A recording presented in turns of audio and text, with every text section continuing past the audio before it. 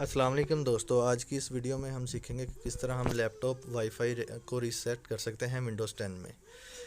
सबसे पहले आपने क्या करना है, आपने कुछ सेटिंग है वो कर लेनी है। अगर उसके बाद वाईफाई आपका सही ना हो तो फिर आपने रीसेट करना है, ठीक है। तो सबसे पहले हम लिखेंगे रन कमांड में एम एस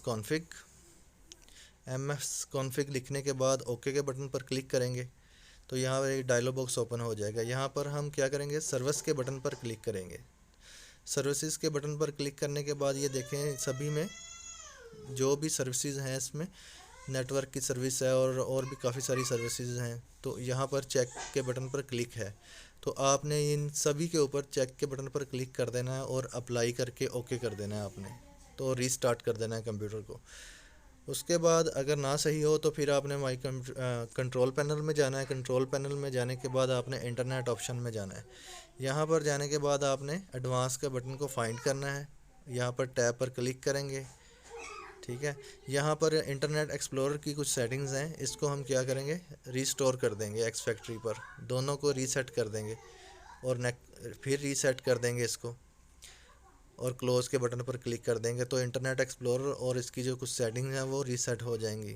तो अगर फिर भी आपका जो नेटवर्क है, वाईफाई नेटवर्क है, वो अगर ना आए तो फिर आप सेटिंग के बटन पर क्लिक करें। सेटिंग के बटन पर क्लिक करने के बाद नेटवर्क के बटन पर क्लिक करें। यहाँ पर लिखा आ रहा है नॉट कनेक्टेड, ठीक है, अभी तक ये नहीं सही है, ठीक है। इसके बाद आपने क्या करना है, चेंज नेटवर्क अडाप्टर के ऊपर क्लिक करना है हमने। तो यहाँ पर भी चेक कर लेना है कि जो वाईफाई अडाप्टर है या इथरनेट है ये तो नहीं कहीं डिसेबल। अगर ये डिसेबल है तो इसको इनेबल कर लेना है, ठीक है। तो अगर फिर भी आपका जो है ये नहीं आता वाईफाई, तो आपको क्या करना है, इसके बाद आपने सभी काम करने के बाद आपका वाईफाई नहीं आया तो आपने ट्रबल शूट कर लेना है। ट्रबल शूट करने के बाद ये ऑटोमेटिक डिटेक्ट करेगा प्रॉब्लम को। जैसे ही ये प्रॉब्लम को फाइंड आउट कर लेगा तो ये कुछ ऑप्शन मांगेगा आपसे। वो कहता है कि उसने प्रॉब्लम जो है वो ऑटोमेटिक ढूंढेगा और उसको सॉल्व करेगा। तो इसको आपने ऑटोमेटिक फिक्स के ऊपर क्लिक कर देना है। अभी ये ऑटोमेटिक इसको रिजॉल्विंग प्रॉब्लम कर रहा है। तो जैसे इसको कोई प्रॉब्लम फाइंड आउट होगी तो ये ऑटोमेटिक उसको सॉल्व कर देगा। अब मैंने इसमें केबल नहीं लगाई हुई तो उसने बता दिया कि इसमें केबल का प्रॉब्लम है, ठीक है।